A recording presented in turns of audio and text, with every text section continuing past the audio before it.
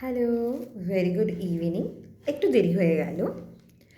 আজ এমন একজন মানুষের জন্মদিন, যার জন্য শুধু একটি তারিখ নয়, যিনি একজন চিন্তা, একটা সাহস, একটা বিবেক। একজন বাঙালি হিসেবে ও ভারতীয় হিসেবে গর্বের সঙ্গে বলি, আজ আমাদের স্বামী বিবেকানন্দজির জন্মদিন, যিনি অ্যাকচুয়ালি আমাদের শিখিয়েছিলেন বিবেক, বুদ্ধি, বিবেচনা, যুক্তি আর আত্মসম্মান নিয়ে কীভাবে বাঁচতে হয়। আমি একজন মেন্টাল হেলথ কাউন্সিলর বা মেন্টাল হিলারও বলতে পারেন।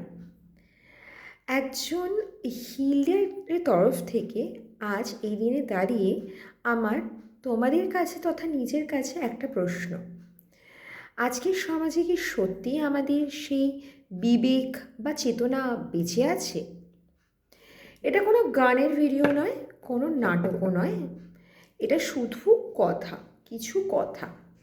আজ আমি বাংলাতেই বলছি, কারণ আগে নিজের ঘরটা ঠিক রাখাটা দরকার, তারপর বড় স্পেকট্রামে অন্যান্য ভাষায় কথা বলা। কিছুদিন ধরে সোশ্যাল মিডিয়ায় একজন বিখ্যাত জনপ্রিয় সিঙ্গারকে নিয়ে অনেক কথা শুনছি। তিনি একজন independent women, financially stable enough, নিজের জায়গায় সে শক্ত সামর্থ্য। তবে তার ব্যক্তিগত জীবনে কিছুদিন ধরে কিছু ঘটনা ঘটছে। সেটা হতেই পারে, কারণ আমরা কেউই কারোর পুরো গল্পটা জানি না। আমার প্রশ্ন একটাই: আমরা কি সত্যি সেই জায়গায় দাঁড়িয়ে আছি যেখানে থেকে কারোর জীবন নিয়ে জাজমেন্টাল বা রায় দেওয়ার অধিকার আমরা কোথা থেকে পাই? আর একটু ধৈর্য আর একটু সহনশীলতা কি আমরা সত্যিই দেখাতে পারতাম না? আমি তার জন্য সুস্থতা কামনা করি। আর সবচেয়ে আগে বলবো, নিজের জন্য বাঁচুন, নিজেকে ভালোবাসুন। নিজের সমস্যার সমাধান আপনাকেই করতে হবে। কে ঠিক কে ভুল এই রায় দেওয়ার দায়িত্ব আমাদের কারোর নেই।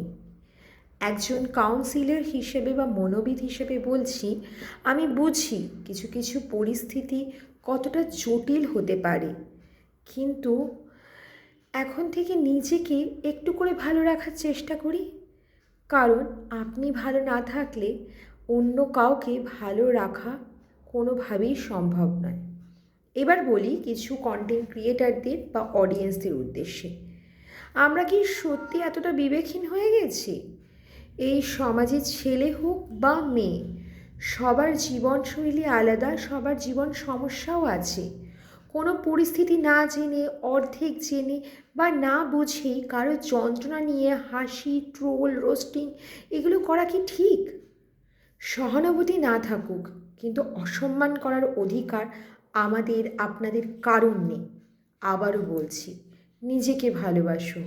আপনার আশেপাশে কেউ সেরকম থাকলে তাদের কথা শুনুন, প্লিজ বিচার করবেন না, শুধু শুনুন। হ্যাঁ, মানুষের ভুল হয়, এক হাতে তালি বাজে না, এটা আমরা সবাই জানি।